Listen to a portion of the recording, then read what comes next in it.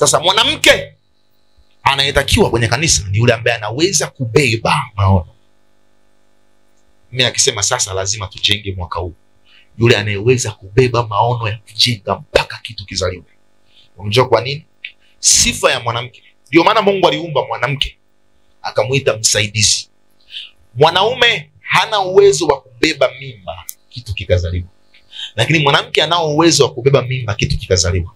Sasa huu uwezo wa kubeba mimba kitu kikazaliwa unafanya kazi kwenye ulimwengu wa roho na kwenye ulimwengu wa mwili. Yaani anaweza kubeba mtoto kawaida kwa namna ya mwili, anaweza kubeba mtoto kwa namna ya roho. Mwanamke anaweza kubeba mimba ya akiba akaitunza. Ndio maana mwanamke ana uwezo wa kutunza 200, lakini mwanaume sisi inawezekana usiweze. Mwanamke ana uwezo wa kutunza 100, trust, na akamanage kuitunza. Bwana Yesu sasa. Unajua kwa nini? Ana uwezo wa kubeba mimba. Sasa mume wako atasema mwaka huu tunabeba mimba ya nyumba. Kwa hiyo kama mwanamke lazima ujue wakati wa kubeba mimba huwa kuna kutapika, huwa kuna kujisikia vibaya, huwa kuna kizunguzungu, lakini hakuna kwenda kuitoa mimba mpaka mimba izaliwe. Bwana asifiwe. Na rasilimali za familia hazitoshi. Lakini kwa hiyo mwanamke mwenye ufahamu anaweza akapunguza matumizi, unaelewa? Anaweza akatengeneza budget mpya. Bwana Yesu sana.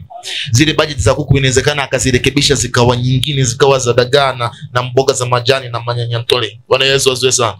Lengo nyumba izaliwe kwa sababu ana uwezo wa kubeba. Kwa hiyo mwanamke mwenye ufahamu mwema ni yule ambaye ameweza kubeba maono kama ni kanisa ya kanisa. Ndio maana nimekwambia kabla hujaolewa na kama umeshaolewa hakikisha Mungu anampa mumeo maono ya kubeba. Ili kusudi usiwepo kwenye ndoa bure bure. Uwe na vitu ulivyovibeba. Unajua mume wangu mwaka huu tumeamua tunajenga nyumba za wapangaji. Kwa hiyo kama mwanamke lazima nilivalie njuga ili mpaka tubebe. Bwana Yesu sana. Kama mwanamke lazima nilivalie njuga mpaka tujenge nyumba za wapangaji. Kwa mwanamke anavala. Kuna mwanamke mmoja tunanena anamwambia mume wake mwaka huu usinunue hata nguo za watoto. Mimi nitafanya biashara ya nyanya na vitunguu, nitanunulia watoto nguo. Wewe pesa unayopata peleka kwenye kiwanja tujenge nyumba. Huo ndio uwezo wa kubeba mpaka kile ambacho kiko kwenye maono ya mwanaume kikamilike. Siku mwanamke akipoteza uwezo wake wa kubeba, amepoteza uwezo wa maendeleo ya familia. Bwana Yesu asifiwe. Amen.